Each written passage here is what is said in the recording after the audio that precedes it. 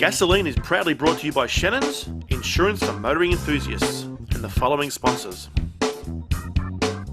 I'm Michael Curson, producer, creator of Gasoline. Hope you enjoy.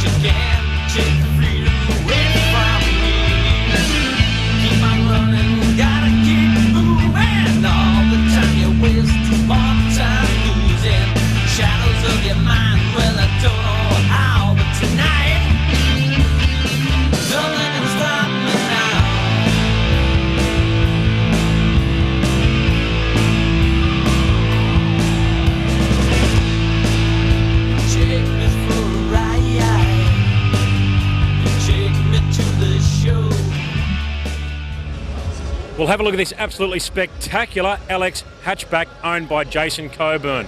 What a car this thing is. Under the bonnet, it sports a 400 Chev with 600 horsepower and 550 foot-pound of torque, backed by a power glide and a 5,000 RPM converter. 9-inch rear end, and check out the size of the wheels on the back of this thing. 12-inch wide. No wonder they look huge. 12-inch, that is absolutely massive. Another feature of this engine too is an electric water pump. They're a very popular option these days. Really efficient, get heaps of water flowing through that block. Really helps in all sorts of driving situations. And check out those beautiful Ring Brothers bonnet hinges. The boys from Rocket Industries sell those, and they've been an absolute runaway success. No wonder. What a work of art these billet components are.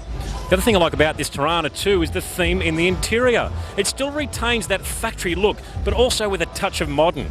The seats look very, very comfortable, but I like the way it keeps the original instrumentation as well. I love these cars. They're a great looking thing, and they are really the epitome of muscle cars in Australia for this late 70s era. I've got to say, I really want one of these things bad.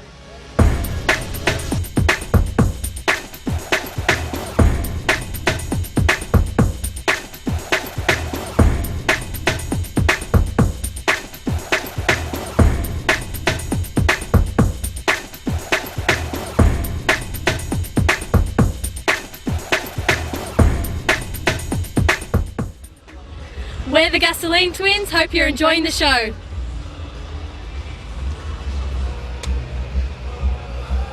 We'll have a look at what I found here, viewers. An absolutely beautiful True Blue XY GT, owned by none other than Ken Primrose here. Ken, tell us a little bit about the car.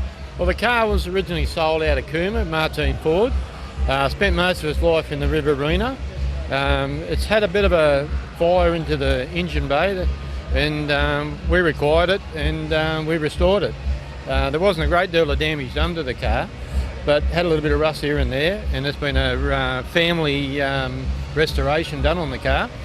Some people call it a backyard job. My young bloke painted this car. He was only 12 months into his apprenticeship. My other son-in-law, he's done a lot of work on the car, myself, and both son-in-laws have worked on it, like engine mechanical parts and things like that.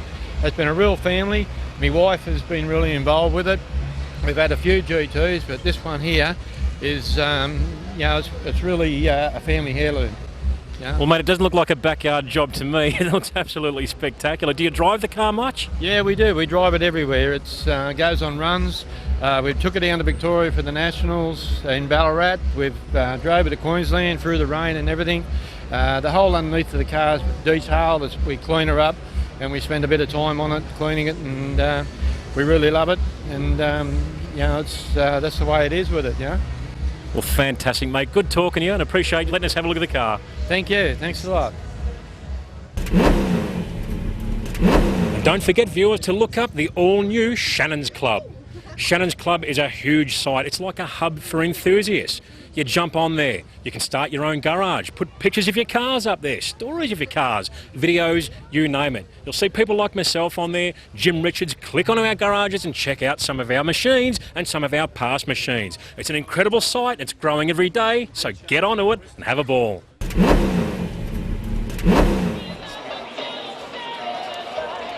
Well, here's a car behind me that excites me, viewers, dating back to my mechanical apprenticeship. I used to work under a mechanic that had a beautiful HQ GTS Monaro, very similar to this car behind me, centre lines at all. Had a killer 350 small block with Eddie Wood cylinder heads on it, all the gear, used to rev to 8,000 RPM. I've never forgotten it, and I've always wanted to build a car like it. When I saw this thing walking past it, it stopped me in its tracks. It's almost identical in appearance, external body stock, centre lines, small block, the whole lot. Now we're here with Peter Kotsopoulos, the owner of this beautiful Monaro. Tell us a little bit about the car, mate. Yeah, I purchased it in 1995 off a fella that didn't finish it, obviously, and I was just by accident, and I always liked the two doors. And so I picked it up, took it home, and just sat around for a few years until I got some pieces, because everything in the car was just thrown in the car. So back in 2003, I spoke to Paul Bennett, and I had a few ideas, and I went and bought the wheels, what I wanted, and it just started from there. So did all the fat work, four link. It was probably a good car to do because the car was a bit run down, a bit tired, so someone abused it in its life. So the RCN got the flick and put a new four-link rear end in it. I dummied fit as much as I could, like I did the engine, made new pipes.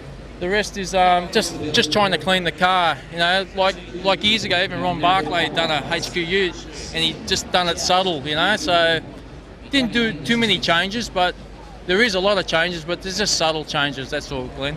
I really like the whole theme of the car. It's very factory, like body-wise, and even the interior, it's got that factory feel, although it's been customised right down to the original GTS dash. I love those GTS dashes. Yeah, like you could, like I've got the GTS dash, the dash pad, everything's sort of original in there. It's even got the factory radio in it, mate. Yeah, the factory radio's in there. AM, I don't know if AM's around still, but it'll be something there. But no, just trying to put everything back in its place and keep it a HQ, you know.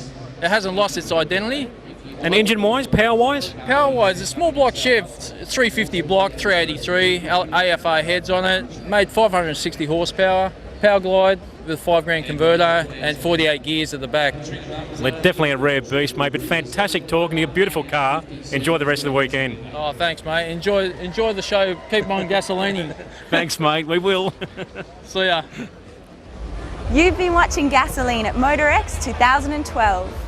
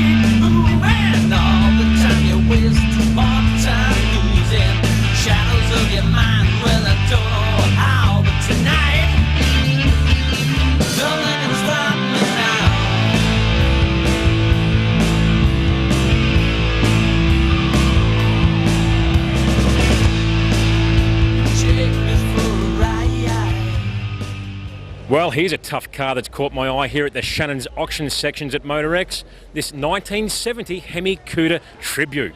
This thing sports a 528 Hemi crate engine under the hood. It's backed by a Chrysler Engineering 5-speed trans too. Should be an absolute weapon, this thing. Now, with a guiding range of between $55,000 and $65,000 on this Hemi Cuda Tribute, I reckon that is absolutely dirt cheap for this car. Imagine what this engine had cost on its own. You just couldn't go wrong. Let's see what this car goes for.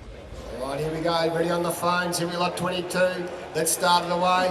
50,000, thank you. At 50,000, I'll take a $2,000 rise. At 50,000, bid now 50,000 bid. 50,000 now 52, you two together. Tonight, 58 bid. At 58 bid now 58, new plug 58 and there's 60. At 60,000 over we go. At 60,000 you out, you sure? 60,000 bids here.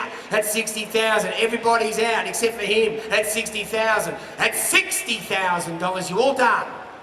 Anyone on the phone want to play? I'll take 1,000 from here. At $60,000 all done. Finish that at $60,000. That's yours, sir. Well done to you. Well done, guys. Well, I found a very neat American classic here at the Shannons auctions. This absolutely sensational looking 1968 Ford Galaxy. The big 390 under the hood. This car is a gem. You know why? Because it's unrestored. It was brought over from California in 2006 and kept in dry storage until 2011.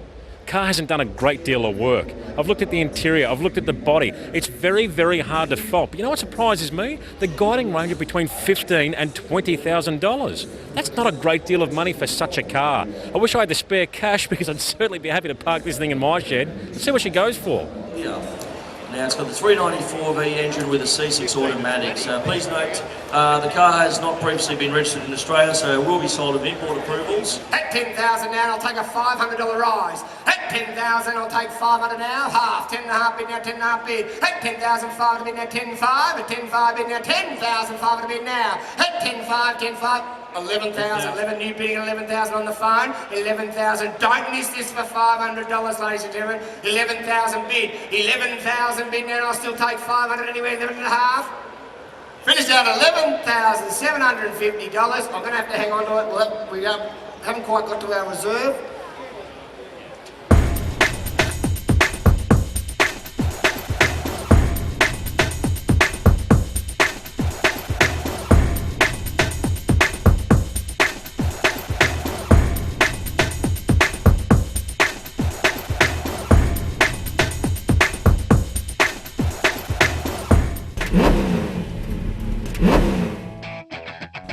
Ever wondered what it'd be like to drive your car flat out on a 1,000-metre airstrip?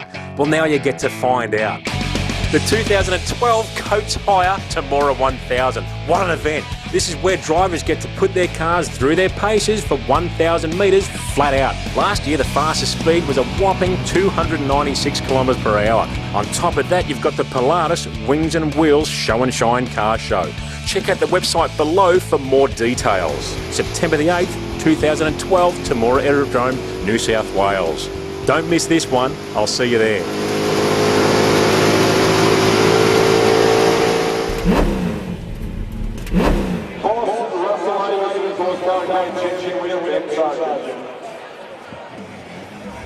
Well, here's an interesting American muscle car enthusiast, Martin Humida. He's from Argentina, he lives in Australia, and he collects and restores American muscle cars. Got an interesting car at this show, this 72 Chevy Nova Baldwin Motion replica. Tell us a little bit about the car, mate. Okay, I got this car from the States probably a year ago, and I started restoring the engine bay and the engine. I put the side pipes on it. I wanted to do like as close as you can get to a Baldwin Motion. They're very rare cars. 1972 Novas wasn't many around in the United States. The reason was that Baldwin Motion used to do any cars, any kind of cars. So the 1972 Nova was an option instead of the Camaro. The Camaro was a little bit dearer than the Nova, so people used to choose the Nova and put all these horsepowers on them. But the problem was that the Novas used to be faster than the Camaros, and there was no insurance company insuring these cars. So no one wanted to have these cars at the end of the day. That's why there is not many of them available in the States. There was the problem with the insurance because they were lighter than the Camaros, and there's too much power for them to carry around. And what sort of power did they make the Bullet Motion Novas? Oh man, they're going from the. It depends. It's all about at the end of the day how much money you had back on the days to spend on the cars. You could go for 480 to 500 horsepower, and the times at the drag races, they were unreal, like 9-second cars, and it's just crazy cars. Like these Nova, they were very light compared with the Camaros. They were beating every race, and that was a big problem from them. Well, thanks a lot for talking to us, Martin. And it's a bit sad that I haven't seen your Yenko here this year, mate. I absolutely love that car. It's the most sensational 69 Camaro I've ever seen, but great to see the Nova here, something different, and hopefully we'll see you here next year. Oh, yeah, for sure. Thank you very much. Thank you, Martin. Thank you. An opportunity as well for you to register for the Shannons auction tomorrow. Well, viewers, I'm a big fan of the XRGT, and we all know this is where it all started for the muscle car scene in Australia. It's a beautiful example, this one behind me here, and we're with the owner, Alan Irvine. Tell us a little bit about the car, mate, the history of the car, when you bought it and so on. Well, the car originally came from Five Dock in Sydney. It was owned by the previous owner for about 22 years. And a bit sorry the way they used to treat him, like everyone did. They used to let their son drive it, and in the end they actually used it on a building site to carve bricks to build their houses and do bits and pieces around building sites. And then it ended up sitting in the garage for about 3 to 4 years before we come across it, and he actually pestered me a fair while to try and buy it, but at the times I didn't have the times for the funds. And then my son come along and said, "What's this number up on the wall?" And I said, "Oh, it's an XRGT." He said, "Well, why don't we go and look at it and buy it?" I said, "Son, don't dream, mate. You can't do these sort of things." And he said, "Well, Dad, we'll see what we can do." So, I'm still dreaming. So anyway, eventually we went up and had a look at it, and he said, "Righto, Dad." He said, "This is the price I'm offering," and we brought it. And then anyway, we get it home, and he says, "Well, Dad, we've got to get it on the road." And he said, "Well, I want to take it surfing." I said, "There ain't nothing in there, buddy."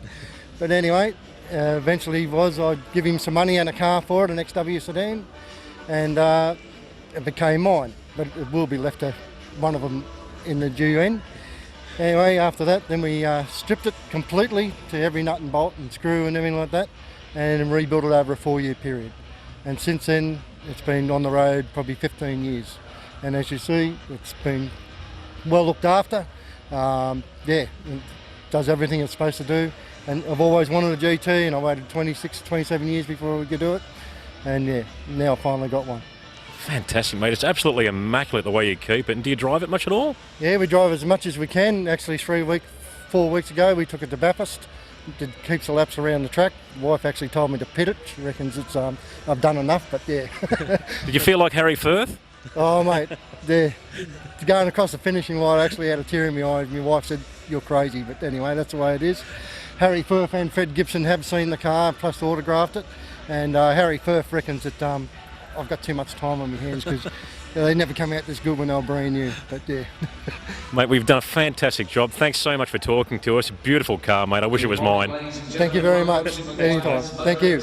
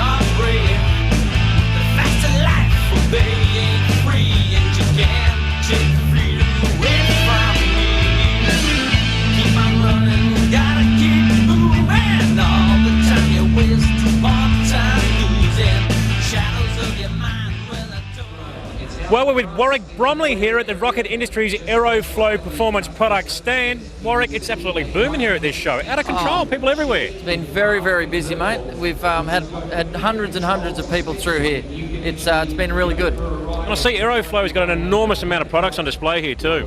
Oh, the boards have been, customers have been very responsive to it. It's been really good. We've got a lot of product, and the range is constantly growing. And the product range is up to something like 6,000 part numbers now, is that right? Yes, exactly right, yeah. It's and it's, like I said, it's ever growing. Constantly developing new products and, finding out what, and this is a good thing what, the show's good for, finding out what the customers want and what they need for their cars. And it's not just performance hoses and fittings either, is it? It's a whole range of products now coming on stream. Exactly right.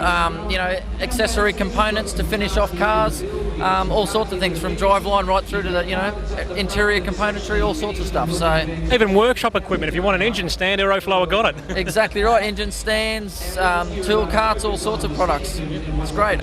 Well, thanks for talking to us, Warwick, and I look forward to bowling some of that Aeroflow stuff on Project Warhorse. Stay tuned, viewers.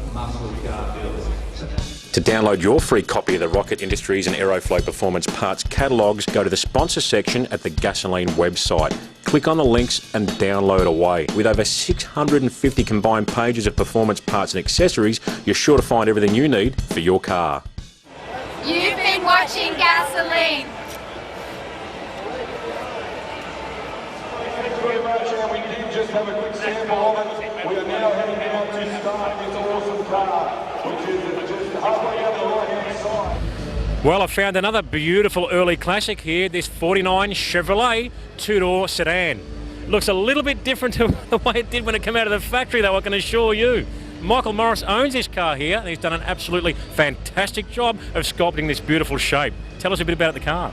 Well, when I bought the car, it had the roof removed off it, and I had to do the roof and the boot lid. As well as that, I've modified every part of the car, lengthened the bonnet, radius the bonnet, lengthened the headlights. It's actually a 49, but it's got a 53 Chev grille in it, which I've welded in. We made the grille teeth from fiberglass, got them chromed. The rear of the car's been lengthened as well. It's mounted on a HQ panel van chassis, which I've airbagged. Put all X members in. It runs a 283 Chev motor, turbo 350, a VN Commodore diff. Everything on the car is modified. The front windscreen we cut out of a 79 F100 to suit that shape. Made all the seats up. We made all the stainless trim around the windows. Basically everything on this thing's handmade. When I got the car, the roof had been already removed. So what I did, I decided I want to make my own roof, make it like a free-flowing style roof. So what I did was I got some round tube and bent it to the shape I wanted, covered it with masking tape, and I put 48 4-kilo cans of bog into it over 5 months, burnt out a sander, got it to the right shape. It was about 3 or 4 inches thick by that stage. And for you viewers out there, bog means body filler. Body filler, sorry, yeah. And then after we did that, we then took a mould off that, because that was actually the plug, and then made an item out of the moulds. I also did the same thing with the boot. Made one out of body filler, took a mould off it, and then produced that. That way we had a nice flowing sort of shape to the back of the car, rather than a bumpy sort of roof line like I originally had. Fantastic. You know what I like about this car, Michael? The fact that it looks like something that could have rolled out of the showroom floor in 49. Well, George Barrett's built cars like that. He bought new Mercs and built them in that elegant sort of fashion back in the day, and that was the style I was after, and that's what we were trying to get. So you've definitely achieved it, mate. These early classics are really starting to grow on me. Thanks for showing us the car. It's a credit to you, mate. No worries. Thank you.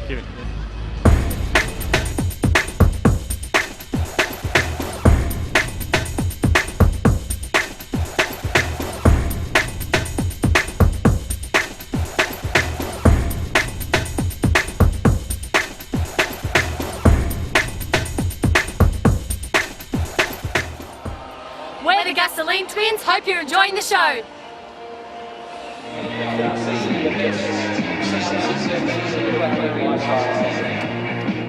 Well, I found a bit more Mopar muscle here at MotorEx. This absolutely gorgeous 67 Plymouth Barracuda. It's a bit of retro with this thing too, a bit of a modern touch. But with Len Evans here, the owner of this car, give us a bit of a rundown on the car, mate. It's beautiful. Yeah, I bought it from a guy in Victoria, unrestored, no running gear, so I bought it as a shell.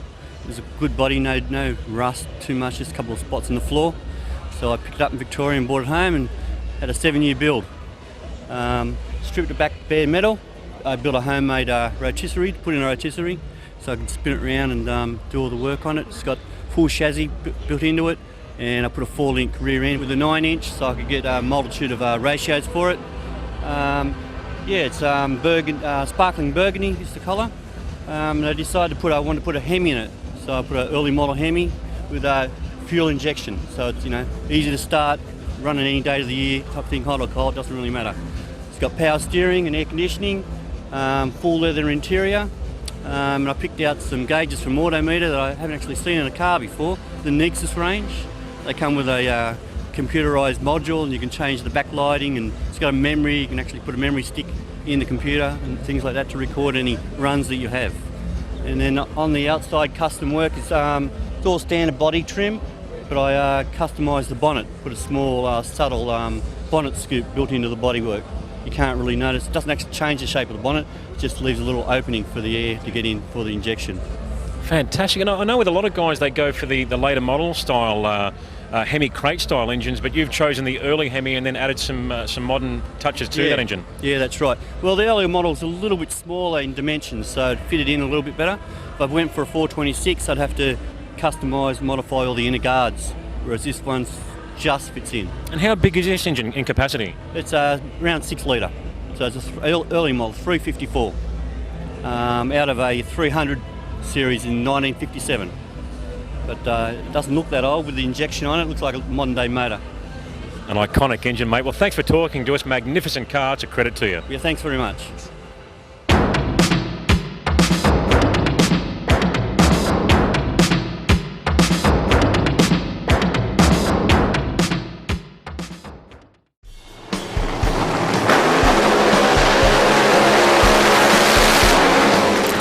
And remember, viewers, if you want to see past Gasoline episodes, go to shannons.com.au. Click on the Gasoline link and enjoy. And remember, this is a whole new season of Gasoline with new episodes every Tuesday night at 8:30 p.m, Australia-wide. Gasoline is proudly brought to you by Shannons, insurance for motoring enthusiasts, and the following sponsors. I'm Michael Curson, producer, creator of Gasoline. Hope you enjoy.